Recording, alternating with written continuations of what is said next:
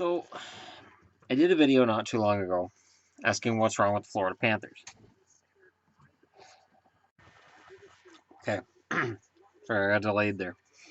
So 8 seconds in, I get delayed. That's not a good start. And I drank all my pop. It's also not a good start. But let's take a look. Let's take a look at the Tampa Bay Lightning, shall we? The Lightning, at the start of the year, everybody was picking them to win the Cup. Everybody. I can pick up any 2016, 17 annual, and they'll say Lightning. But there are holes in the Lightning. Now I'm going to start with their defense. You've got Victor Hedman with 24 points in 31 games. Victor Hedman is a stud, fantastic defenseman. I have nothing but respect for him. Strawman, 8 points, 22 games. Coburn, 5 points in 31 games. Nesterov, 5 points, 21 games. Schuster, 5 points, 31 games. Cuckoo, 4 points in 19 games. Garrison, 4 points in 29 games. Witkowski has 1 point in 8 games. My point is this. Between them, they have 6 goals. That's not good enough. You can't have just one defenseman that's able to score. You can't. Let me take a look at, I don't know, let's just pick a random team. Colorado. Colorado has Tyson Barrie with 13 points, 29 games. Eric Johnson, 10 points in 23 games. Teuton, 8 points in 23 games. Their defense combined have 6 goals. So there you go. Worst team in the league. Anaheim Ducks, one of the better teams in the league. Cam Fowler, 19 points. Vatanen, 13 points. Manson, 7 points. Theodore has 5 points in 17 games. So there's a lot of play there, and there's a lot to be said for having a blue line that can put they can put the puck in the net. If it wasn't for Hedman, things would be a lot worse for Tampa. If anything happens to Hedman, Tampa's done. The problem is Tampa right now already looks like they're done. The saving grace for them is that they're in the Atlantic Division, so they can catch Ottawa or Boston. But let's get to the left wing here. Killorn is the number 1 scoring left winger with 15 points in 23 games. Drouin is listed as a left winger. He's got 14 points in 23 games. Palat, 13 points in 30 games. And Bourneval is shown as a left winger, 3 games, no points. Killorn had a lot of key goals early on in the season, but he doesn't score a lot of assists. His points total is still on pace for less than 42. And that's not good enough for a number 1 guy. Kucherov, 30 points in 28 games. No problem with Kucherov. The second highest scoring right winger is Callahan with 4 points in 15 games. Then you got JT Brown with 3 points in 25 games. Vermin has two assists in 7 games. Was that Vermin? No, Vermin. Eric Condra, 3 games, -2, no points. So that doesn't help. Center, the number 1 center, Filppula with 22 points in 30 games. Stamkos with 20 points in 17 games is second. And then Tyler Johnson. Now, coming into this season, all the magazines said the same thing. Johnson had 72 points a couple years ago. Last year, he scored a lot less than that. And they all said, Johnson will get back. Johnson will get his offense back. Don't worry about Tyler Johnson. He'll get his offense back. And I remember thinking to myself at the time, what are they basing this on? There have been plenty of players who've come into the league, had a very strong rookie or even sophomore season, and then never equaled it. Tyler Johnson plays a good game. He's a good, solid center, but he doesn't mean he's going to be a game breaker.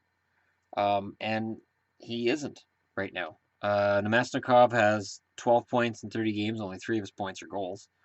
Braden Point, 11 points in 31 games. Brian Boyle, 9 points in 29 games. 6 goals. Which puts him ahead of Nemesnikov, Point, and below him, Paquette, 7 points in 30 games. Corey Conacher gets called up.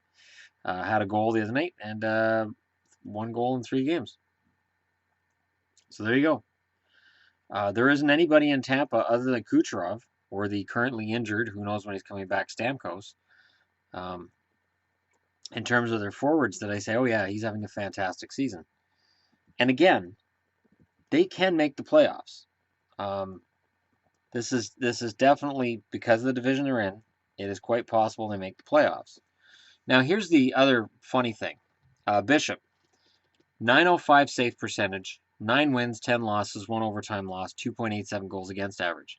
Vasilevsky's played 12 games, he started 12 games, he's played 13, 6 wins, 4 losses, 1 overtime loss, .921 save percentage, and a 2.49 goals against. So I know everybody's like, well, Bishop's getting traded. Okay, I agree. Based on those numbers, you're trading Bishop. Who's taking him? Who's taking Ben Bishop right now? For the cap hit and for the fact he's not having a very good season? Who's taking him? So Tampa's problems are in net, depth on the blue line, and their forwards all seem to be in this weird funk. And they're still in a position to make the playoffs. But back-to-back losses against Vancouver can't feel good. Those are gimmies. You're playing the Canucks, I'm sorry, you should win that game. Especially at home. But when you've lost the game at home, then you go into Vancouver and you beat them. You don't get a lead on Vancouver and then lose that lead and lose the game. And that's what Tampa did. So, I like Tampa, and I think Tampa's got all of the right pieces to win a Stanley Cup.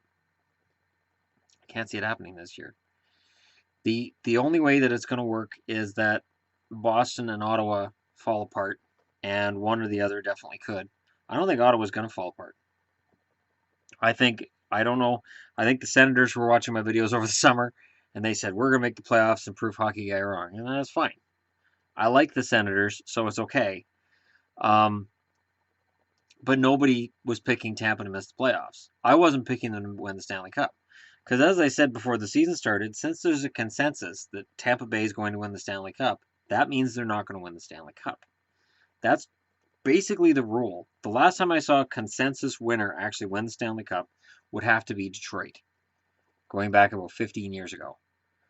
And this is why at the start of the year I said I think Washington, just based on the fact that there's so many things in Washington that have gone wrong for so long, and they've got this long history that weighs down on them. Eventually, they got to break through and beat that. As the Kings did some time ago, as the Blackhawks did. Eventually, you have to break through and knock that down. And I want Tampa to win. It's a funny thing, I want Tampa to win, but I just don't see how. Some key injuries, certainly. Callahan. We can debate about whether or not Callahan's a clean player. He's not, but he is a key player for them. And Tampa needs something, and they need it fast, because right now, when we look at the standings, ignore the screaming children in the background if you hear that. It's been that way today. My son isn't here though, so I'm just loading up the standings here as they are currently. So Boston's got 35 points in 32 games. So Tampa's only 3 points back of Boston with 1 game in hand. The funny thing is, they're 9 points back of the next wildcard team, which is Philly, with 41 points. Yeah. Philly wins 10 in a row, and they're the number 2 wildcard team right now. But if they were in the Atlantic Division, they'd be pretty much number 1. I think they'd be number 1. Well, no, they'd be 1 point back of Montreal, and Montreal has 3 games in hand.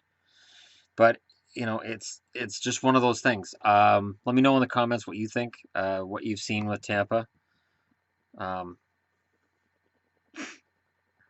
There's definitely some problems there.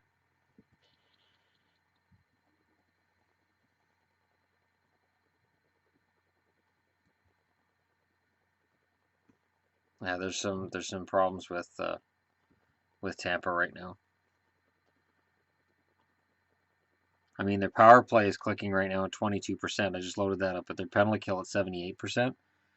You can't win a hockey game that way. Your power play can't be below 80%. Or traditionally, you don't make the playoffs, and if you do, you're done when you get there. Because you're going to face a team with a better penalty kill than yours, obviously. and the better penalty kill usually wins the series. So, anyways, again, thanks for watching. Don't forget to hit like and subscribe. I'm very excited with the fact that numbers have gone up as sharply as they have.